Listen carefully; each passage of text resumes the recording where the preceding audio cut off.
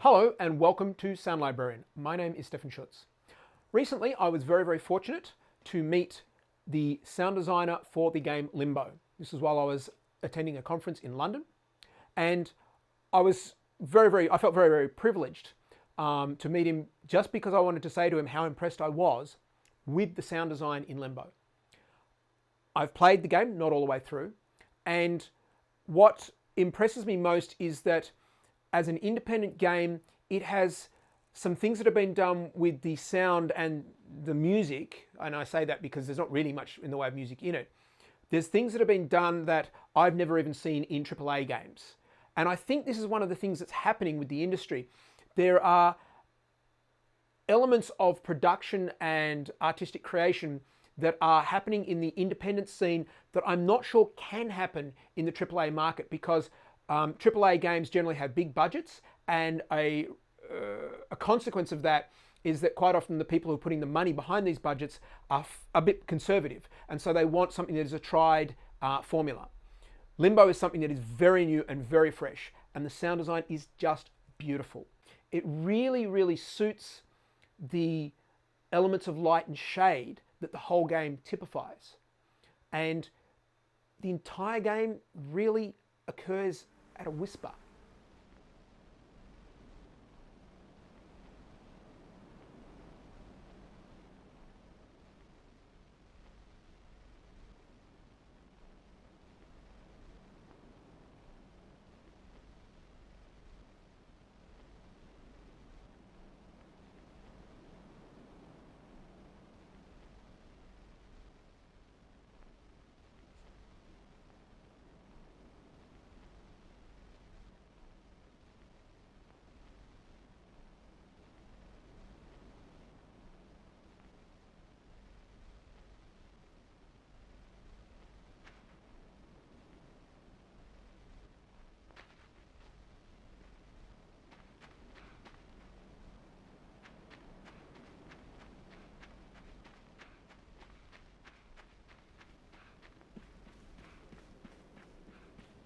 I find I need to speak about Limbo in, well, I guess a hushed voice, partially out of respect to those who created it because it is just an outstanding game in so many ways, but also for the very obvious reason that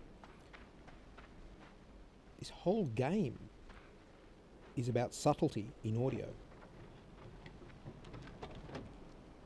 So what you're hearing now is in many ways almost as loud as it'll ever get. The gentle wind sound does change sometimes, but the gentle wind sound is often essentially just a whisper.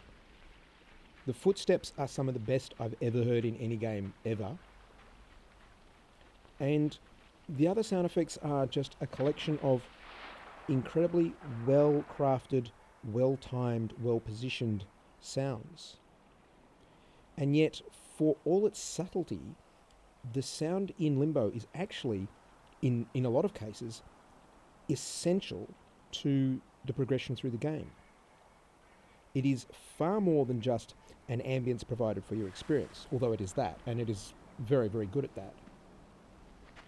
The audio for Limbo really is, in a lot of cases, as much of a guidance as many other games that use audio for important features, for puzzle solving, for threat detection, etc.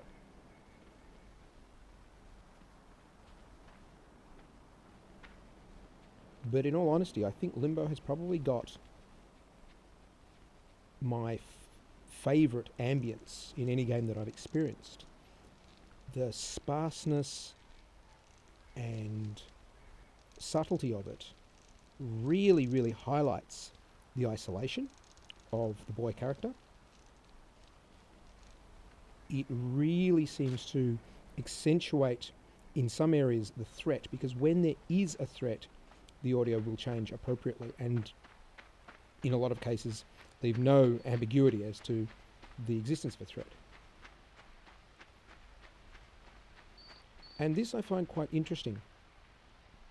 As I, in a lot of cases, stumble my way through the environment, and I'm listening to the sound and I'm listening to how immersed I find myself from this incredibly subtle audio environment, I find it interesting that most of the examples of subtlety within game audio, to my mind, are from independent games. It seems interesting that most of the larger commercially available games appear to be things that have to be big and bold and loud visually and sonically as well. So it is quite interesting to experience some of the really outstanding independent games that are available and see just what's been achieved with the audio.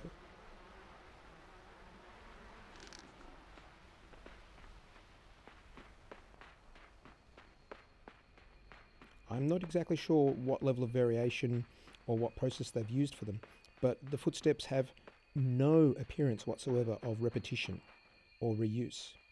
So whatever the system is that they're using, it is very well implemented.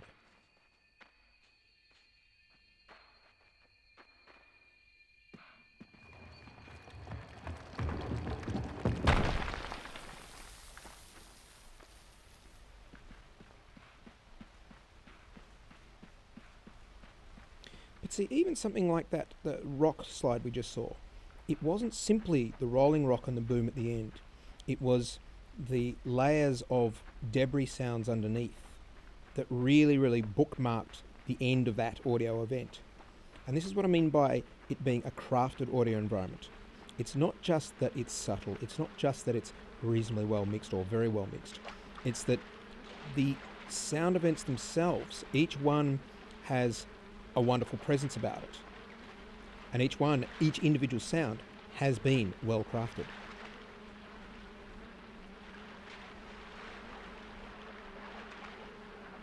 I think also that the subtlety means that something as small and minor in some ways as buzzing flies can become such a huge feature because there is nothing else to get in the way.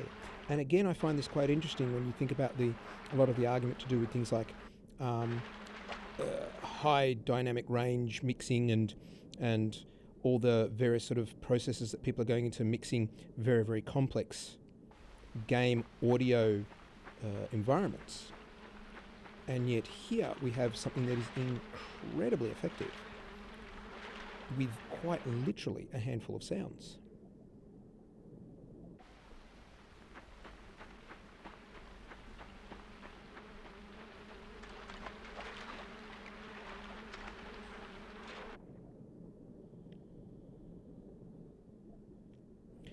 And so when you do get a louder sound, it really stands out, as it would in this environment. The whole idea of coughing or sneezing in an environment like this would sound like an earthquake, because it would just pierce the silence.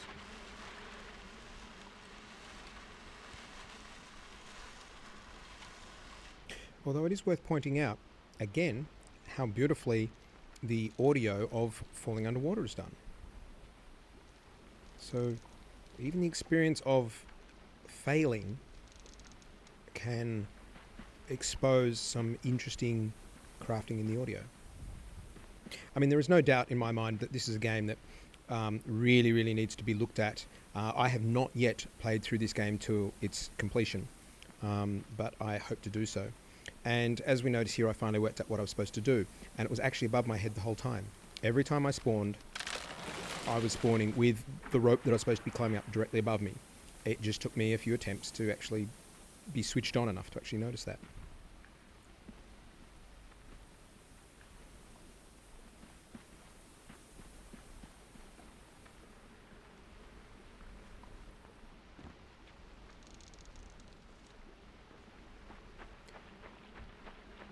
See, the ambience in the background at the moment of the blowing wind through the trees is such that it really makes you feel like you're in a dynamic environment. And the confirmation then that the log did indeed fall in the water, even though you can't see it, the sound was the cue that that log has gone where you needed it to go. And this is something that has developed in a lot of areas, that audio now has become far more than just a few cues to accompany a game in a bit of an ambience.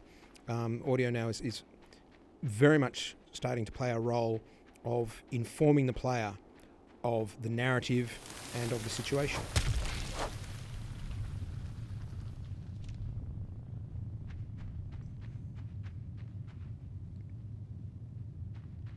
Now, the first time I played this game, I didn't actually notice so much the trap that's above my head there.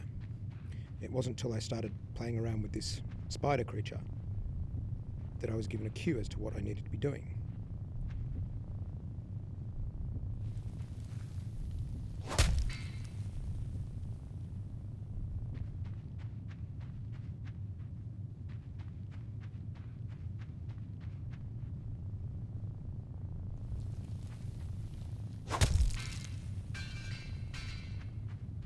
And that was the cue.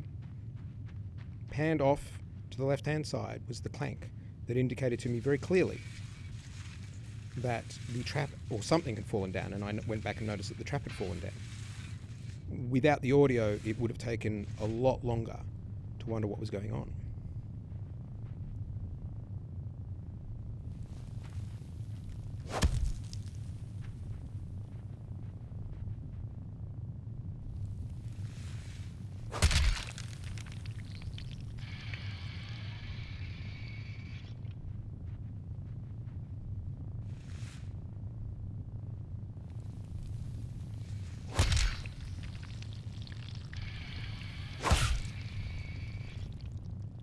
Yeah, whoops.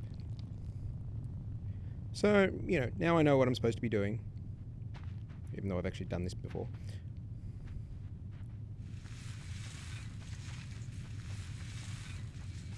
Even the sound of the trap being moved.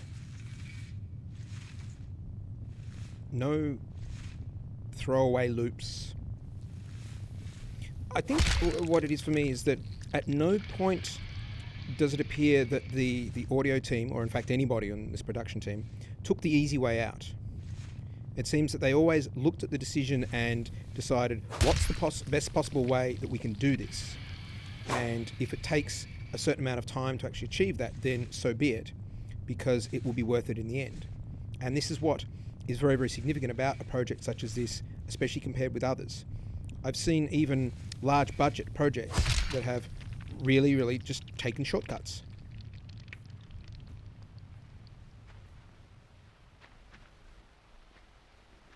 Now, there's actually a couple of layers there when there's an adversary. There were a couple of layers. There was a low hum and a sort of a purring sound together with the large spider. And those get treated separately.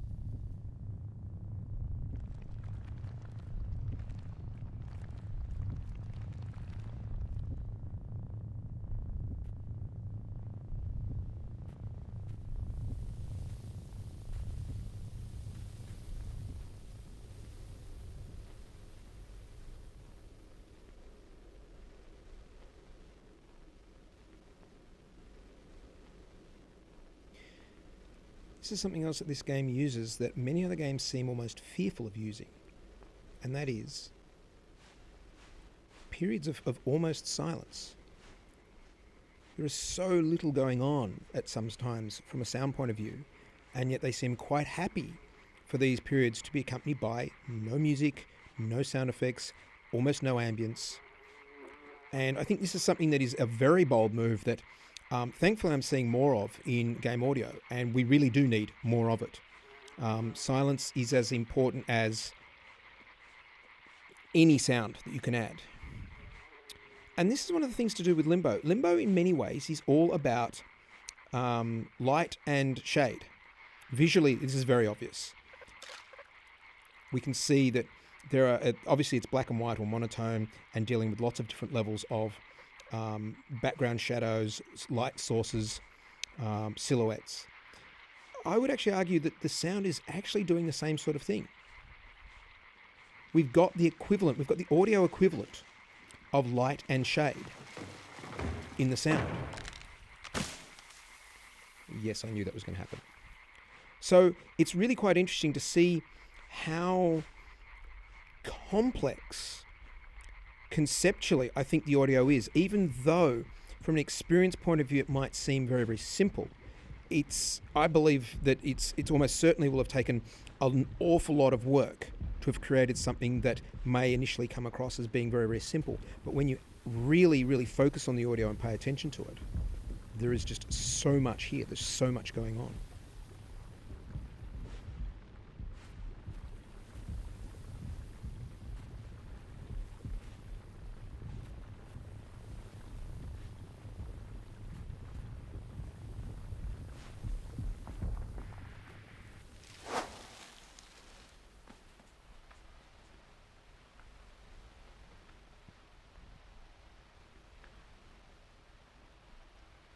And they even have pauses. I was not able to control him initially there to pick him up.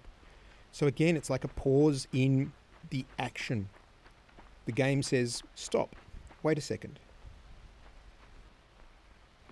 And the sound responds, as does the visuals.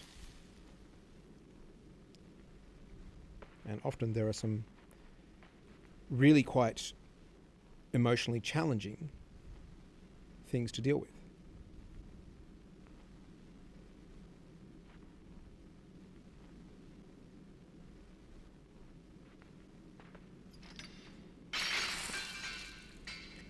As well as technically challenging things to deal with. If I remember rightly, this is going to take me a few goes to get right.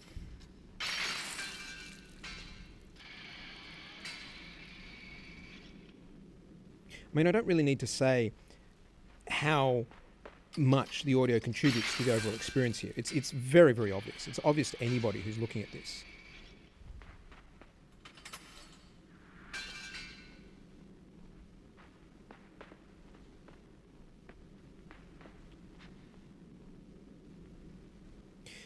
The big issue in some ways is that I think I could continue on going through as much of this as I captured, commenting on what is going on here, because there really is far more happening than might be initially apparent. For a game that appears to have so few sound effects a lot of the time, I think in a lot of ways there's more that I could say about this than about many other games that I've looked at, many other, especially ones that are far more complex. It seems to be that the concepts here that are being achieved far outweigh the simplicity of the end result. And yes, that was a bit of a fluke.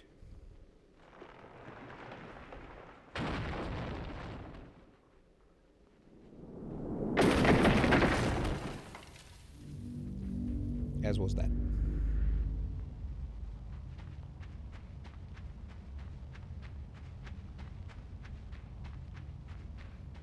So really, at this stage, I guess we will leave it here, but I would suggest that there are many more surprises and discoveries that Limbo has to offer, and that they are well and truly worth the effort in taking the time to discover what Limbo has on the next screen. And this is one of the things about watching it and playing it, in that you are always curious as to what is coming up next, what it's going to reveal to you.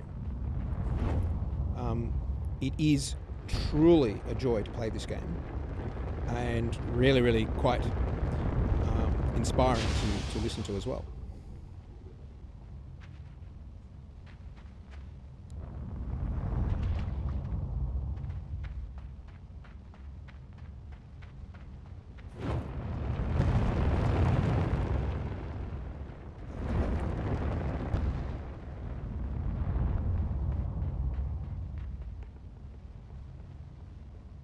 So I really enjoy playing Limbo, although at times it can be a little bit tense and a little bit frustrating, like a lot of games. But it introduces levels of subtlety that I've rarely seen in other games. And I'm starting to really, really enjoy this in a lot of the more independent games, like Limbo and Machinarium as well. I'm enjoying really having to listen and not having to worry about giant explosions happening and things like that that can sort of break the atmosphere. So for me, Limbo has a wonderful atmosphere. And again, it's a game that's really significant from an audio point of view and well worth having a good look at. I would recommend you play it and have a listen to it. Thank you very much for watching.